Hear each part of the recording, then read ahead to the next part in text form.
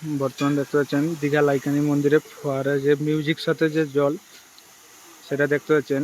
লাইকানি মন্দিরে একদম টেস্টিং চলছে, এখনো সাউন্ড সিস্টেম বসেনি। সাউন্ড সিস্টেম তাহলে আরো দুর্দান্ত লাগবে, আপনারা সবাই বুঝতে পারছেন। এখানে গ্যালারি রকম করে রেখেছে, এখানে বসে আপনারা উপভোগ করতে পারবেন। ঠিক আছে, দেখুন জিনিসটা কত সুন্দর লাগছে দীঘা লাইকানি মন্দিরের কাছে দেখতে পাচ্ছেন।